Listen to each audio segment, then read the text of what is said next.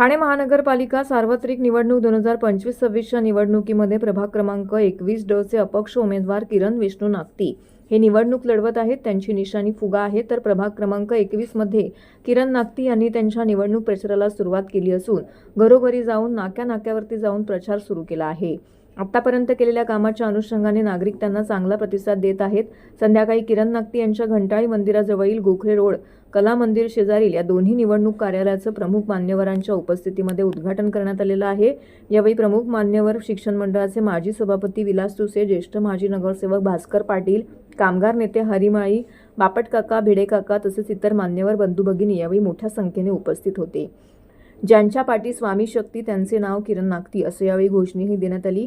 यावेळी किरण नागती यांनी प्रसारमाध्यमांशी बोलताना अधिक माहिती दिली आहे। उपस्थित मान्यवरांनी किरण नागती यांच्या कार्याचा गौरव करत आम्ही तुमच्या पाठीशी आहोत, काळजी करू नकोस असं आश्वस्त देखील केलं आहे। उमेदवार श्री किरण विष्णू नागती आपल्या भेटीसाठी आले आहे। 15 जानेवारीला त्या फुग्यासमोरील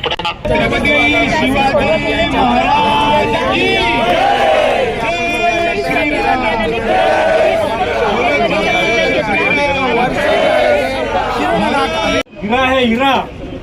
परत बोला लीडिंग नाही यायला पाहिजे। एक हिरा आहे, हिरा नौपाड्यातला हिरा। जेव्हा अर्ज दाखल झाला तेव्हापासूनच आहे, कारण त्यांचं असं म्हणणं होतं की आमची निशाणी किरण नागतीच आहे, निशाणी जी मिळेल ती मिळेल, पण आम्ही किरण नागतींना कधी मतदान करतोय याच्यासाठी आम्ही उत्सुक आहोत। आणि म्हणूनच खरं तर त्या प्रत्येकासाठीच हा केलेला प्रयत्न आहे। त्याच्यामुळे निशाणी मिळाल्यानंतर तर मला असं वाटतं आता सर्वत्र तुम्ही बघताय की आनंदच आहे आणि निशाणी सुद्धा सुंदर मिळाली आहे, त्याच्यामुळे प्रत्येकजण ती एन्जॉय करतोय। तुम्ही बघाल तर हा जो प्रभाग आहे हा जुना ठाणा आहे आणि याच्यामध्ये 42,000 जी काही संख्या आहे त्याच्यामध्ये जवळपास 10,000च्या वर ज्येष्ठ नागरिकांची संख्या आहे। त्याच्यामुळे अर्थातच, आणि हे फक्त निवडणूक आहे म्हणून नाही तर कोरोना काळापासून त्याच्या आधीपासून जेव्हा आपण ज्येष्ठ नागरिकांशी कनेक्ट झालोय तर त्या कोरोना काळामध्ये मी बघितलं की परदेशात असलेली ती माऊली, जिचा मुलगा परदेशात आहे, त्या माऊलीला जेव्हा दुःख होत होतं तेव्हा तिला ते व्यक्त करता येत नव्हतं, तेव्हा किरण नागती जेव्हा गेला तेव्हा त्यांनी त्याला मुलगा मानला आणि कुठेतरी ते दुःख शेअर केलं आणि तेव्हा जे नातं जोडलं गेलं। असे असंख्य ज्येष्ठ आहेत जे मला आई बाबा, मी नेहमी असं म्हणतो माझे आता वडील नाही आहेत पण जन्म दिलेली आई एक असेल, पण अशा अनेक आई बाबा मला याच्यामध्ये भेटले आणि ते कायम नातं राहिलं आणि त्यांच्या अर्थातच त्यांच्या कुठेतरी इमोशन्स आहेत त्या जपण्यासाठीचा केलेला प्रयत्न आहे। मला असं वाटतं मी धर्मवीर आनंद दिघे साहेबांकडे बघून कुठेतरी कामाला सुरुवात केली होती, त्याच्यामुळे काम करत राहणं हे माझ्यासारख्या कार्यकर्त्याचं काम आहे। ठीक आहे, पक्षाचं काम आपण केलं हे सगळ्यांना माहिती आहे। महायुतीमध्ये किरण नागतीने किती काम केलं हे मला असं वाटतं पत्रकार मित्रांना जेवढं माहिती आहे तेवढंच प्रत्येक विभागामध्ये माहिती आहे। मग ते आमदारकीचं निवडणूक असो, मग ते पदवीधरचे असो, खासदारकीची तर अर्थात त्या आमच्या पक्षाचाच खासदार असल्यामुळे आम्ही करणं आमचं स्वाभाविक होतं, पण महायुतीचा कुठलाही आदेशाचं पालन मी केलं नाही, असं कधी झालं नाही। पण आता ज्येष्ठांचा आणि यांचा आदेश पाळणं ही कुठेतरी मला असं वाटतं माझी गरज होती आणि तीच गरज लक्षात ठेवून मी हा निर्णय घेतलेला आहे। त्यामुळे मला पुन्हा सांगतो, मला 2 मुलगी आहेत। मोठा मुलगा किरण नागती आणि लहान मुलगा डॉक्टर ओंकार माळी।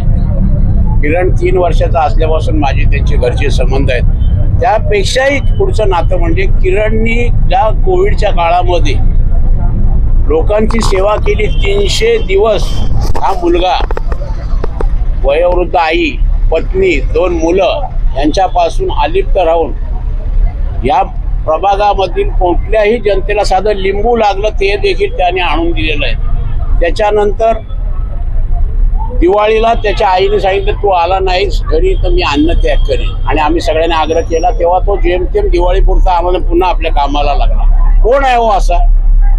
या ठाणे शहरामध्ये आहे, मी इथे अभिमानाने सांगतो की लोक करोडो रुपये, अब्जोवारी रुपये कमवत होते, तेव्हा किरण फक्त आणि फक्त माणसं कमवत होता आणि ही माणसांनी त्याला उभा केलेला आहे आणि तीच माणसं किरणला या ठाणे महापालिकेमध्ये आपले प्रश्न सोडवण्यासाठी पाठवणार आहे। लोकांच्या भावना आणि लोकांच्या आग्रहास्तव प्रभाग क्रमांक 21 म्हणून किरण नागती उभा आहे. त्याने नौपाडा भागामध्ये आणि ठाणे महापालिकेच्या हद्दीमध्ये एवढं काम केलेलं आहे की आत्तापर्यंत कोणीही काम केलेलं नाही. तो प्रत्येक गोष्ट मला विचारल्याशिवाय काही करत नाही. मला पहिलं सांगतो आणि त्याच्यानंतरच तो कामाला लागतो. त्याच्या डोक्यामध्ये एवढ्या कल्पना असतात की आपण सुद्धा कोणी कल्पना करू शकत नाही. आणि असा माणूस ठाणे महानगरपालिकेच्या सभागृहामध्ये सगळ्यांनाच पाहिजे. तर कारण की या भास्कर कॉलनी म्हणा, हिंदू कॉलनी म्हणा, ब्राह्मण सोसायटी म्हणा, विष्णुनगर या भागामध्ये प्रचंड प्रतिसाद लोकांचा त्याला मिळालेला आहे. आणि आम्ही फिरतोय सगळीकडे आणि लोकांचा अनुभव घेतोय. आणि खरोखरच त्याने जे काम केलेलं आहे आणि त्याला श्रावणबाळ पुरस्कार मिळालेला आहे.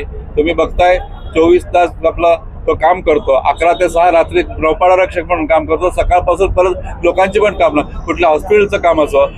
आरोग्य कार्ड त्यांनी दिलेलं आहे. आरोग्य कार्डामध्ये सगळ्यांना कशा सुविधा मिळतील आणि प्रत्येक हॉस्पिटलच्या डॉक्टरांना भेटून त्यांच्याकडनं सुविधा 10% असो, 20% असो, 50% असो अशा सुविधा डॉक्टरांकडनं हॉस्पिटलमधनं मिळून दिलेल्या आहेत.